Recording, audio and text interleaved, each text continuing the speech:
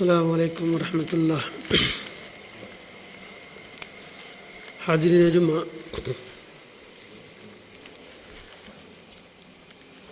آج کے خطبہ میں میرا موضوع ہے عفت و پاک دامنی کا بیان۔ حاضرین،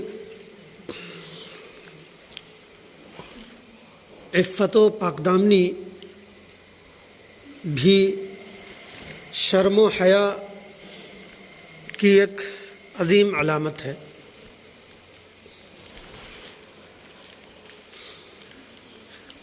یہ کہا جائے کہ شرم و حیا جس میں بتایا گیا کہ اذا لم تستحیی فعل ما شئت، کہ جب تم شرم نہیں کرتے، لحاظ نہیں کرتے تو تیرا جی جو چاہے کرو۔ تو شرم و حیا ایک ایسی عظیم نعمت ہے انسان کے اندر جسے انسان کو پاک دامن اور پاک باز بناتا ہے۔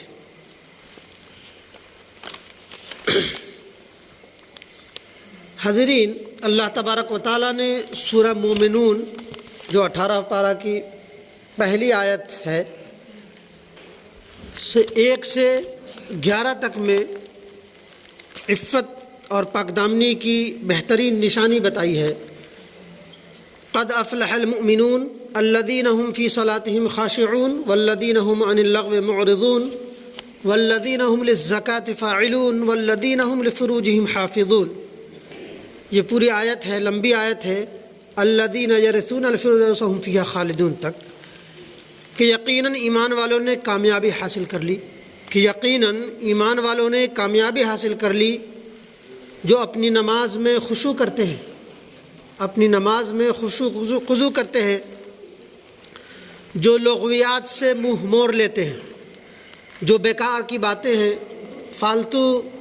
جو چیزیں ہیں جس سے کوئی نفع نہیں، نہ سماج کا نہ خود اپنی ذات کا، اس لغویات سے، اسے لغو کہتے ہیں، بیکار کہتے ہیں، محمل کہتے ہیں۔ تو مومن کی نشانی بتائی جو لغویات سے منہ موڑ لیتے ہیں، جو زکوٰۃ ادا کرنے والے ہیں، جو اپنے شرمگاہوں کی حفاظت کرنے والے ہیں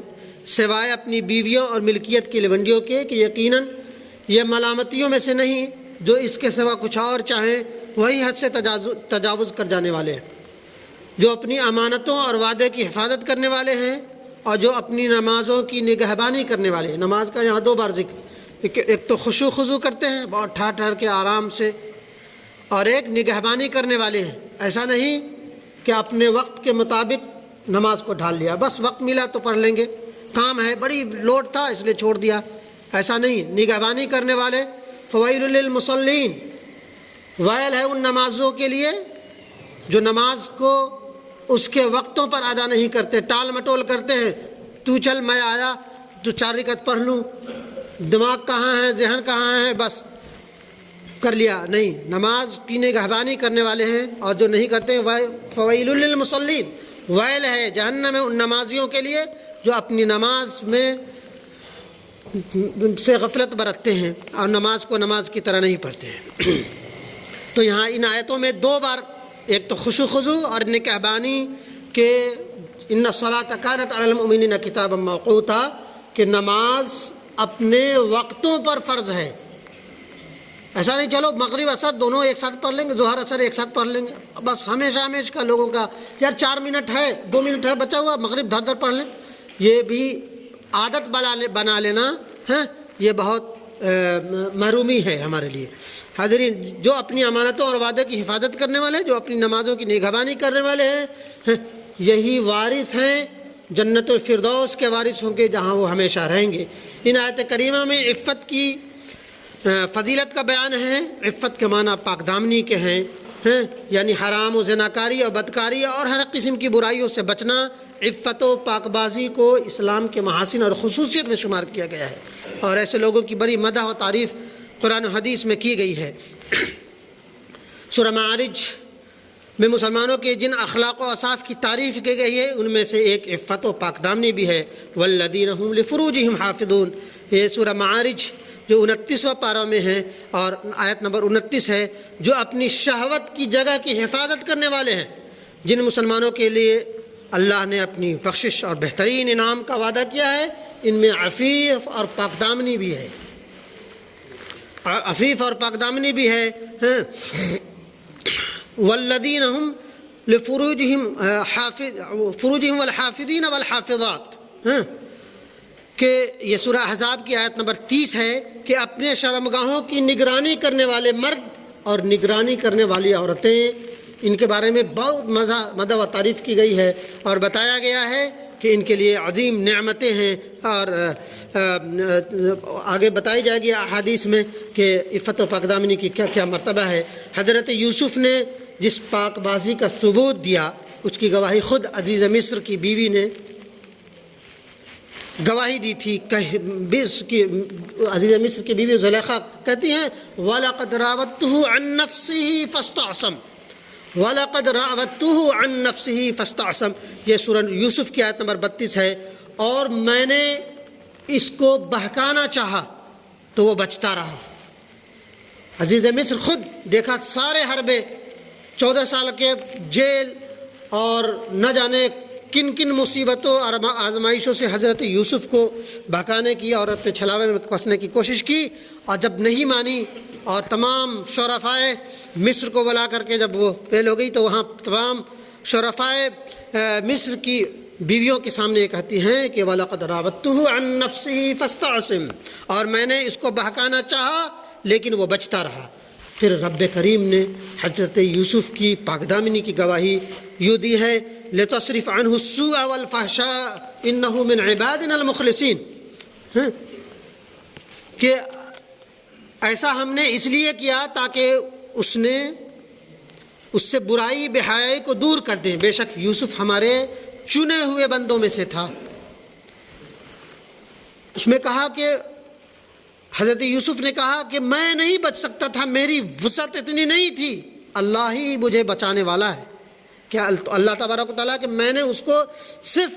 اس لیے بچایا، اس لیے اس گناہ سے بچایا تاکہ اس سے بڑی بے حیائی کو اور جو بے حیائی کی عظیم انتہا ہے کو دور کر دیں۔ بے شک یوسف ہمارے چنے ہوئے بندوں میں سے تھا۔ اسی عفت و پاک دامنی اور پاک بازی کو باقی رکھنے کے لیے اللہ نے حجاب اور پردہ کا ذکر فرمایا ہے، تاکہ کسب حرام بدکاری اور بے حیائی نہ ہو اور شرم و حیا اور خودداری محفوظ رہے۔ چنانچہ اللہ تبارک و تعالیٰ نے سورہ نور آیت نمبر 30 میں سب سے پہلے مردوں کو، کیونکہ مرد قوام ہے، الرجال قوامون علی النساء، کہ مرد عورتوں پر نگراں ہیں، حکمراں نہیں ہے، ڈکٹیٹر نہیں، نگراں ہیں۔ وہ اس لیے کہ نان و نفقہ کی ذمہ داری، خون پسینے کما کر کے لا کے کھلانے پلانے رہنے سکنے کی ذمہ داری مردوں پر ہے، اس لیے پہلے کہ مرد نگراں ہے۔ عورتیں بیویاں کتنی بھی مالدار کیوں نہ ہو، اس کے ذمہ داری بچوں کی پرورش، خود اپنا جو لقمہ کھاتی ہے وہ خود شوہر کے کھلانے کی ذمہ داری ہے۔ شوہر کو یہ ذمہ ہرگز اللہ اجازت نہیں دیتا، کہا چاہے بیوی کتنی بھی مالدار ہو اسے زبردستی اس کے مال کو چھینے، اس لیے مرد قوام ہے، گھر کا نگراں ہے۔ تو سب سے پہلے اللہ تبارک و تعالیٰ نے سورہ نور آیت نمبر 30 میں فرمایا وَقُلْ لِلْمُؤْمِنِينَ يَغُضُّوا مِنْ أَبْصَارِهِمْ وَيَحْفَظُوا فُرُوجَهُمْ ذَلِكَ أَزْكَىٰ لَهُمْ إِنَّ اللَّهَ خَبِيرٌ بِمَا يَصْنَعُونَ۔ سورہ نور جو 18 پارہ کی آیت ہے، آیت نمبر 30 ہے۔ اے نبی اکرم صلی اللہ علیہ وسلم، مومن مردوں سے فرما دیجئے کہ اپنی نگاہیں نیچی رکھیں اور اپنے شرمگاہوں کی حفاظت کریں، یہ ان کے لیے زیادہ پاکیزگی ہے، یقیناً اللہ ان کے عملوں سے باخبر ہے، واقف ہے۔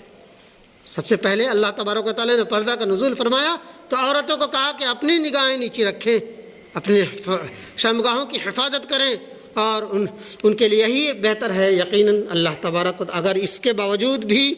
اپنے نظروں کی نگہبانی نہیں کرتے تو اللہ تبارک و تعالیٰ نے کہہ دیا کہ ان کے عملوں کا اس سے واقف ہے، اللہ تبارک و تعالیٰ اسے سمجھ لے گا۔ پھر رب کریم نے سورہ نور کی آیت نمبر اگلی آیت،